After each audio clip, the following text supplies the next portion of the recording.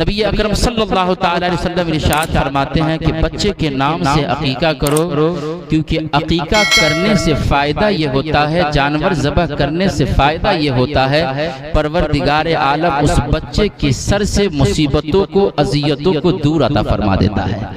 تو اس لیے آپ اپنے بچے کی تولد جب اس کا ہو تو ان کے شکرانے کے طور پر اللہ کے لیے آپ عقیقہ کیا کریں، تاکہ جو بچہ دنیا میں آئے اس کے سر سے تمام مصیبتیں، اذیتیں دور ہو جائیں۔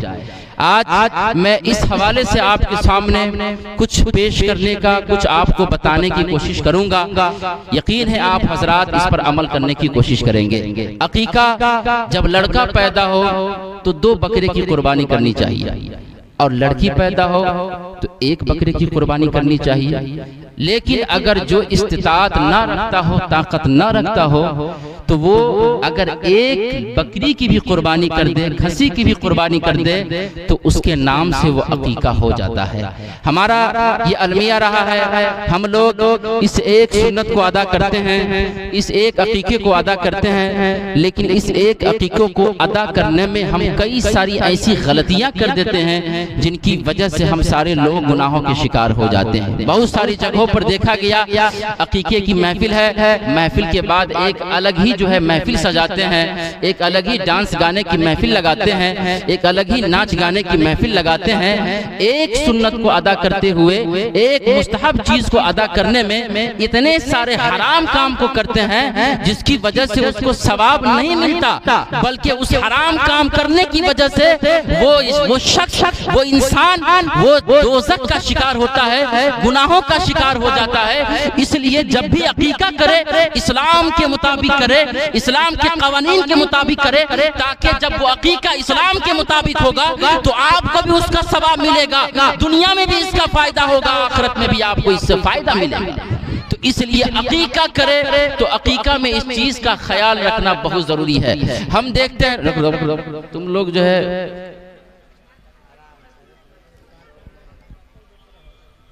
بتاؤ، اس لیے عقیقے میں ہمیں ان چیزوں کا خیال رکھنا ضروری ہے۔ حرام کام نہ ہو بلکہ جائز کام ہو، حرام کام نہ ہو بلکہ شریعت کے مطابق کام ہو۔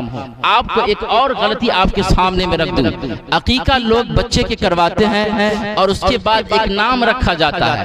آج ہمارے معاشرے کے حالات ایسے ہیں کہ غیروں کے طریقے اپنے اندر اس طریقے سے ہم داخل کر چکے ہیں کہ اگر ہم کو نام بھی رکھنا رہتا ہے تو ماڈرن نام چاہیے، آرین نام اور فلاں فلاں کیا چیز نام جس کا کوئی تعلق ہی نہیں ہے اسلام سے، ایسا نام چن کر کے ہم اپنے بچوں کا نام رکھتے ہیں، جبکہ شریعت کیا کہتی ہے، اسلام کیا کہتا ہے کہ نام جو ہے اپنے بچوں کا رکھو تو صحابہ کے نام پہ رکھو، اپنے بچوں کا نام رکھو تو بزرگان دین کے نام پہ رکھو، اپنے بچوں کا نام رکھو تو انبیاء کرام کے نام پہ رکھو، تاکہ اس کی برکتیں یہاں بھی اسے ملے اور اس کی برکتیں قیامت کے دن بھی اسے ملتی رہے۔ اس لیے جب نام رکھیں تو ناموں میں بھی خیال رکھنا ضروری ہے، علماء سے رابطہ کرے اور ایسا نام رکھے جس نام میں برکت ہو، اس کا نام محمد رکھے، احمد رکھے۔ حدیث پاک میں آیا ہے جس کا نام احمد ہوگا، جس کا نام محمد ہوگا تو وہ یہاں بھی فائدہ پہنچے گا اور قیامت کے دن بھی محمد نام رکھنے کی وجہ سے پروردگار عالم اسے جنت میں داخل فرما دے گا۔ تو اس لیے محمد نام بہت ہی پیارا نام ہے، احمد نام بہت ہی پیارا نام ہے، عبد الرحمن نام بہت ہی پیارا نام ہے۔ اس طریقے سے آپ انبیاء کرام، صحابہ کرام، ہمارے بزرگان دین کا جو عمل رہا ہے، اپنے باپ دادا کے نام پر نام رکھا کرتے، کسی کا نام محمد، کسی کا نام احمد، کسی کا نام عبد الرحمن، کسی کا نام ابو بکر صدیق۔ تو یہ ایسے نام جب ہم رکھیں گے تو اس کی برکتیں ہمیں یہاں ملے گی اور آخرت کے دن بھی ملے گی۔ نام میں بھی آپ انتخاب اچھے ناموں کا کرے۔ بہت سارے لوگ نام کا انتخاب تو اچھے طریقے سے کر لیتے ہیں، احمد نام رکھ لیتے ہیں، سلیمان نام رکھ لیتے ہیں، حسین نام رکھ لیتے ہیں، لیکن ہم دیکھتے ہیں جب اس کو پکارا جاتا ہے تو محمد احمد نہیں کہتا، احمدو کہتے ہیں۔ ایسا ہوتا ہے کہ نہیں ہوتا؟ شارٹ کٹ نام۔ کبھی حسین نام ہے تو اس کو حسنو کہتے ہیں، ہے نا؟ تو شارٹ نام سے نہیں پکارا جاتا ہے۔ جب نام متبر جب نام معظم ہو، جب نام ایک برکت والی چیز، برکت والا نام ہو، تو اس نام کو پورا لیا کرے، شارٹ کٹ نام لینا یہ جائز نہیں ہے۔ اس چیز کا بھی خیال رکھنا بہت ضروری ہے۔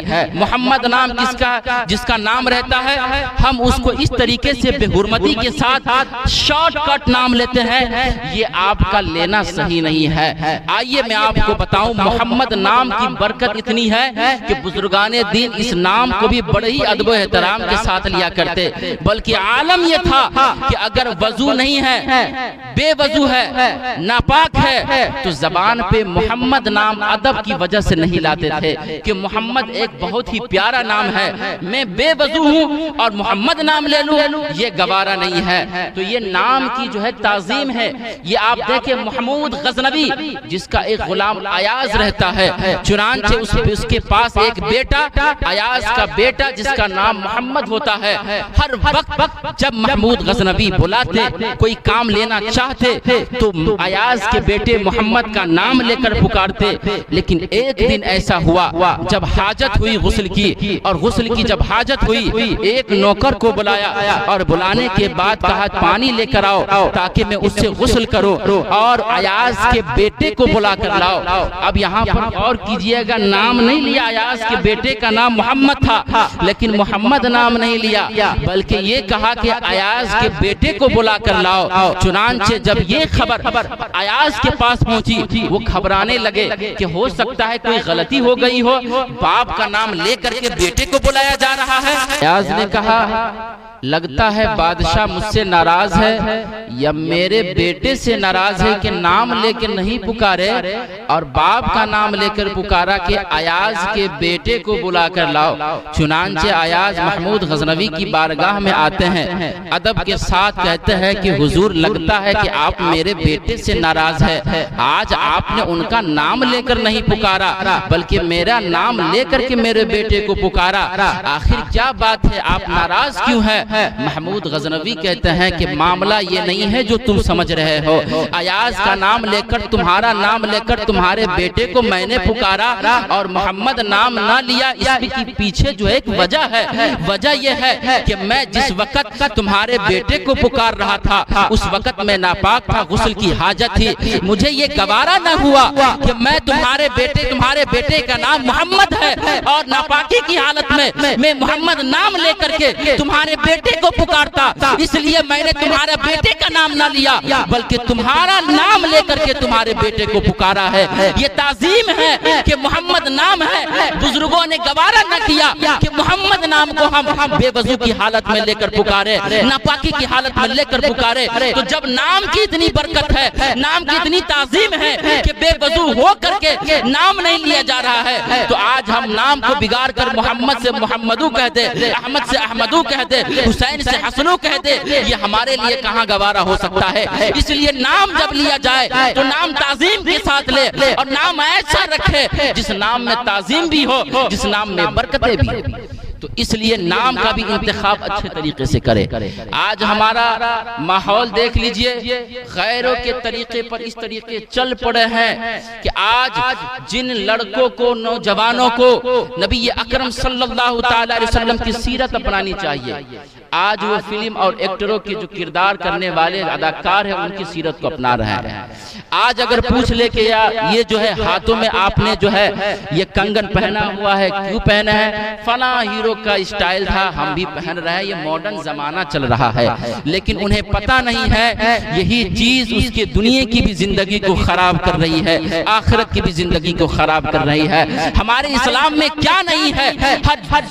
بچپن سے لے کر کے جو ہے قبر تک جتنے بھی زندگی کے حالات ہیں، طبقے ہیں، ہر ایک جگہ پر اسلام نے درس دیا ہے تمہیں اس طریقے سے رہنا ہے، تمہیں اس طریقے سے رہنا ہے تاکہ تم یہاں بھی کامیاب رہو، آخرت میں کامیاب رہو۔ لیکن جو ہے مشہور ہونے کے لیے اور ایک نام و نمود کے لیے ہم غیروں کے طریقے اپنا کر کے اپنی آخرت کی زندگی خراب کر رہے ہیں۔ سنیں اسلام نے ہمیں بچوں کے حوالے سے کیا درس دیا ہے، اسلام نے ہمیں کیا بتایا ہے کہ بچوں کی تربیت کیسی ہونی چاہیے۔ میں آپ کو حدیثوں کی روشنی میں بتاتا ہوں، نبی اکرم صلی اللہ تعالی علیہ وسلم نے ارشاد فرمایا، ادبوا اولادکم علی ثلاث خصال، اپنی اولادوں کو 3 چیزوں کا عادی بناؤ۔ تین چیزوں کا اگر واقعی کامیاب کرنا چاہتے ہیں، واقعی دنیا میں بھی کامیاب رہے، آخرت میں بھی کامیاب رہے، تین چیزوں کا عادی بنایا کہ تین چیزیں آپ اپنی بچوں کو سکھا دے، وہ بچہ کامیاب ہے۔ اس میں ایک چیز ہے حب بنبیکم، اپنے نبی سے محبت کرنا سکھا دو۔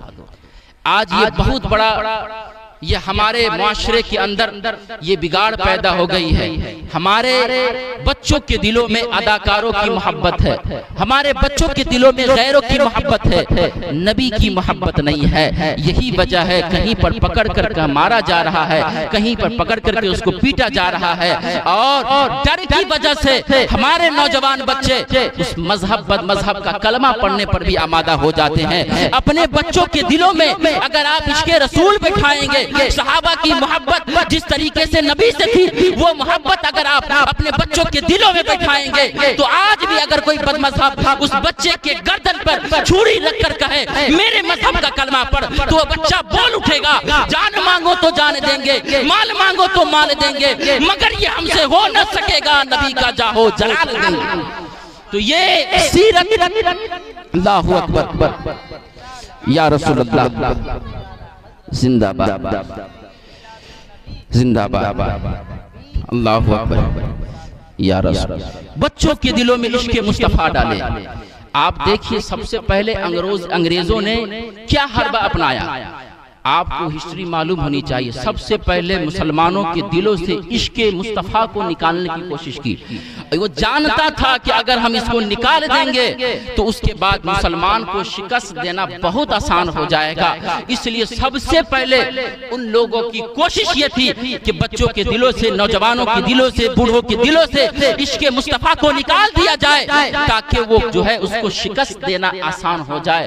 اپنے بچوں کو جو ہے دل میں عشق مصطفیٰ ڈالے، صحابہ کی محبت ڈالے، تو ان قریب وہ بچہ آگے چل کر کامیاب ہوگا، اور اس کی وجہ سے آپ کی بھی آخرت سنور جائے گی۔ عشق مصطفیٰ کا جب نام آتا ہے تو سب سے پہلے حضرت بلال کا نام ضرور آتا ہے۔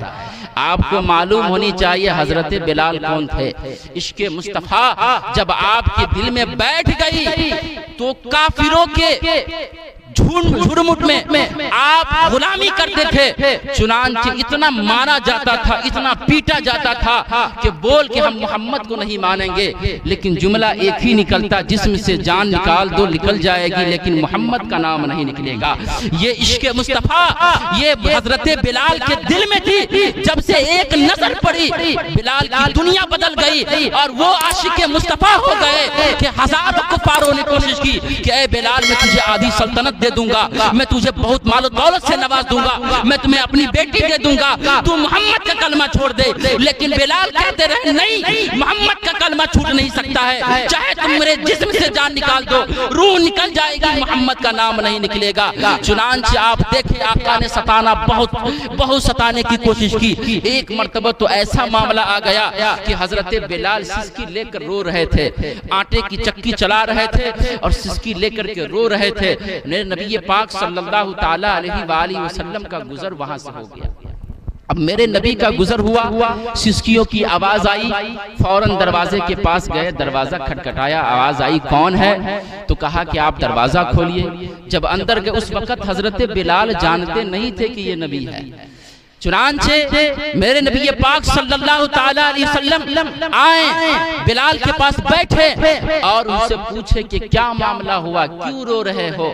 تو وہ بلال کہتے ہیں کہ دیکھیں میرے آقا مجھ پر بہت ظلم کر رہے ہیں، اس بخار کی شدت میں، ٹھنڈی کے عالم میں، اسی کھلے آسمان کے نیچے مجھے چکی پیسنے کے لیے دے دیے، میری طبیعت بڑی خراب ہے، مجھے جو ہے بہت طبیعت خراب ہے۔ چنانچہ نبی پاک صلی اللہ تعالی علیہ وسلم وہاں سے اٹھتے ہیں، اٹھنے کے بعد جاتے ہیں، ایک دودھ کا پیالہ لیتے ہیں، چادر لیتے ہیں، لے کر آتے ہیں اور حضرت بلال کے جو ہے دینے کے بعد کہتے ہیں تم جاؤ سو جاؤ، دودھ کا پیالہ پی لو، سو جاؤ۔ حضرت بلال کہتے ہیں کہ حضور آپ کہہ رہے ہیں سو جانے کے لیے، اگر کل تک یہ آٹا پسا ہوا نہ رہا تو میرے آقا مجھے بہت سزا دیں گے، چنانچہ میں نہیں جا سکتا ہوں، مجھے یہ پیس کر کے مجھے دینا پڑے گا۔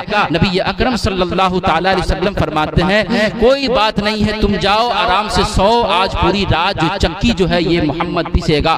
چنانچہ آپ دیکھیں میرے آقا کی رحمت، میرے آقا کی نظر عنایت، چنانچہ پوری رات نبی اکرم صلی اللہ تعالی علیہ وسلم چکی پیستے رہے۔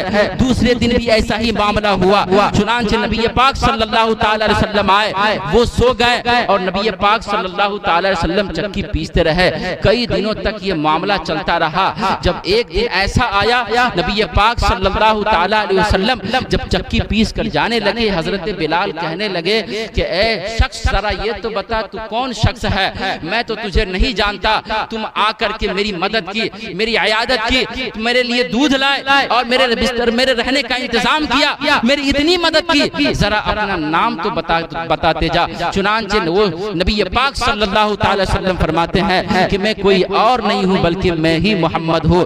اتنا سننا ہوتا ہے، حضرت بلال کے دل کی دنیا بدل جاتی ہے۔ حضرت بلال کہتے ہیں جھوٹا ہے وہ شخص جو کہتا ہے کہ محمد جادوگر ہے، جھوٹا ہے وہ شخص جو کہتا ہے کہ محمد جھوٹا ہے، جھوٹا ہے وہ شخص جو کہتا ہے کہ محمد پاگل ہے۔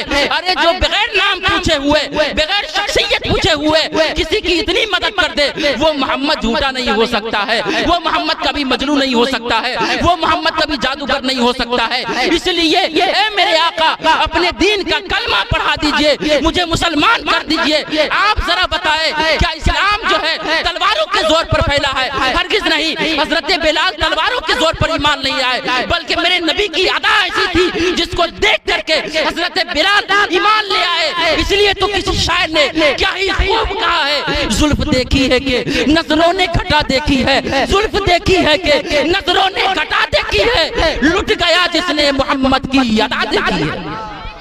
تو اس لیے محمد کی ادا کی وجہ سے حضرت بلال ایمان لائے، میرے نبی کی ادا اخلاق دیکھ کر کے حضرت بلال ایمان لائے۔ لیکن جب یہی ظاہر ہوا آقا پہ کہ ہاں بلال میرا نوکر ایمان لے آیا، تو بہت ستایا گیا۔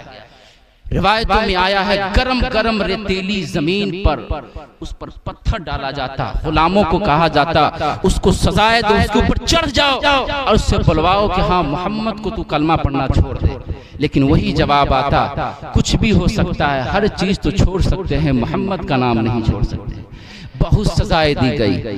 چنانچہ نبی اکرم صلی اللہ تعالی علیہ وسلم نے جب دیکھا کہ اتنی سزائیں دی جاتی ہیں، دی جا رہی ہے، تو صحابہ کی جھرمٹ میں آپ نے ایک مرتبہ کہا کون ہے جو بلال کو خرید کر لائے گا؟ اب ظاہر سی بات ہے آپ کسی کی غلامی میں ہیں، آپ کو کوئی اختیار نہیں ہے کہ آپ وہاں پر جا کر اس کے غلامی میں انٹرفیئر کریں۔ نبی اکرم صلی اللہ تعالی علیہ وسلم نے فرمایا کون ہے جو بلال کو خرید کر لائے گا؟ اس ظالم شخص کے پاس سے اس کو خرید کر کون لائے گا؟ حضرت ابوبکر صدیق کھڑے ہو گئے۔ کھڑے ہونے کے بعد کہا کہ حضور میں خرید کر لاؤں گا۔ حضرت بلال رضی اللہ تعالیٰ عنہ بہت سزائیں دی جا رہی تھی، وہاں آپ پہنچے، پہنچنے کے بعد کہا کہ تم اسے کتنے میں بیچو گے؟ کہا اس غلام کو تم خریدو گے جس کی کوئی اوقات نہیں ہے؟ کہا ہاں میں اس غلام کو خریدوں گا، تم اگر میری جان بھی مانگ لو گے تو میں جان دوں گا، لیکن اس غلام کو خرید کر لے جاؤں گا۔ کیوں؟ اس لیے کہ آرڈر کسی اور کا نہیں تھا، میرے مصطفیٰ کا تھا، اور اس مصطفیٰ کو کوئی ٹال نہیں سکتا ہے۔ تم اگر جان بھی مانگ لو گے تو میں اس کے بدلے جان دینے کے لیے بھی تیار ہوں۔ چنانچہ بہت سارے ڈھیر پیسے لے کر کے اس کو چھوڑا گیا، اور حضرت بلال کو حضرت ابو بکر صدیق رضی اللہ تعالی عنہ حضور کی خدمت میں لے کر آئے۔ حضرت ابو بکر صدیق جب حضور کی خدمت میں حضرت بلال کو لے کر آئے، نیچی نگاہیں تھی، تھکن کا احساس تھا، اس پر ظلم و بربریت کے جو پہاڑ ڈھائے گئے تھے نظر اوپر نہیں کر رہے تھے، لیکن جیسے ہی میرے نبی نے کہا کہ بلال اتنا کہنا تھا، نظر اوپر ہوا، اور جیسے ہی اوپر ہوا دیکھا کہ ہاں نبی اکرم صلی اللہ تعالی علیہ وسلم نگاہوں کے سامنے ہیں، اسی وقت بے ہوش ہو گئے۔ چنانچہ جب اٹھایا اور نبی نے اپنے گلے سے لگایا، اس وقت حضرت بلال خوب زاروں قطار رونے لگے، رو کر قدموں پر گر گئے۔ یہ وہ وقت تھا جس وقت حضرت بلال کا دیور بول رہا تھا یا رسول اللہ جب تک بکے نہ تھے کوئی پوچھتا نہ تھا، جب تک بکے نہ تھے کوئی پوچھتا نہ تھا، یا رسول اللہ تو نے خرید کر مجھے انمول کر دیا۔ تو یہ عشق رسالت اپنے بچوں کے دلوں میں ڈالیں۔ جب یہ عشق مصطفیٰ اپنے بچوں کے دلوں میں ڈالیں گے تو یقیناً کل ہو کر تمام باطل طاقتیں مل جائے، اس بچے کی زبان سے کبھی بھی خلاف شرع بات نہیں نکل سکتی ہے۔ وہ بچہ وہ کسی اور غیروں کے اداکار نہیں بنیں گے، غیروں کے طریقے پر نہیں چلیں گے، بلکہ اسلام کے مطابق اپنی زندگی پوری گزار دیں گے۔ اس لیے عشق مصطفیٰ اپنے بچوں کے دلوں میں آپ ڈالیں۔ نبی اکرم صلی اللہ تعالی وسلم نے فرمایا پہلی چیز بچوں میں کیا ڈالنا ہے؟ نبی سے محبت کرنا۔ دوسری چیز کہا اہل بیت سے محبت کرنا، حضرت فاطمہ، حضرت حسن، حضرت حسین، حضرت علی، ان بیت اطہار سے محبت کرنا اپنے بچوں کے دلوں میں ڈالے، کیونکہ اگر ان سے محبت نہیں رہے گی، دشمنی رہے گی، تو پھر یاد رکھیے وہ مسلمان نہیں ہوگا، اور جب مسلمان ہی نہیں ہوگا تو اس کا ٹھکانہ جنت نہیں ہوگا بلکہ جہنم ہوگا۔ اس لیے دوسری چیز کہا گیا کہ اپنے بچوں کے دلوں میں آپ اہل بیت کی محبت ڈالیں۔ تیسری چیز جو کہا گیا کہ اپنے بچوں کے حوالے سے تربیت کرنے میں اس کو عادی بناؤ، تیسری چیز یہ کہا گیا کہ آپ اپنے بچوں کو قرآن کی تعلیم دیجئے، قرآن کی تعلیم دیجئے۔ آج ہم دیکھ رہے ہیں ہمارے بچوں کو گانا یاد ہے لیکن قرآن سننا یاد نہیں ہے، قرآن پڑھنا یاد نہیں ہے۔ غیروں کے گانے کو پڑھتے ہیں، جگہ جگہ پر جا کر سنتے ہیں، لیکن قرآن کسی کو یاد نہیں ہے۔ کتنی افسوس کی بات ہے۔ یہی قرآن ہمیں ہدایت دینا سکھاتا ہے۔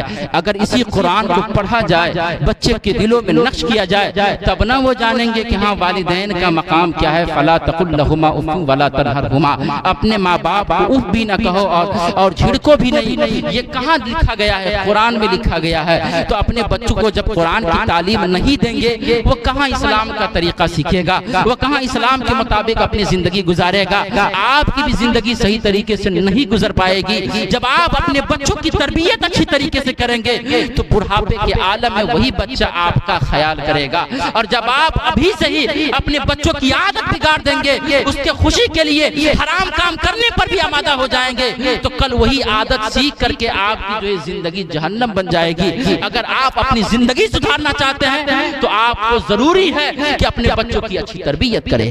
روایتوں میں آیا ہے کہ ہر ہفتے ماں باپ کو بلایا جاتا ہے، جو دنیا سے انتقال کر گئے بلایا جاتا ہے، ان کو کہا جاتا ہے یہ دیکھ تیرا بیٹا کیا کام کر رہا ہے، اور وہاں پر اس ماں باپ کو شرمندہ ہونا پڑتا ہے۔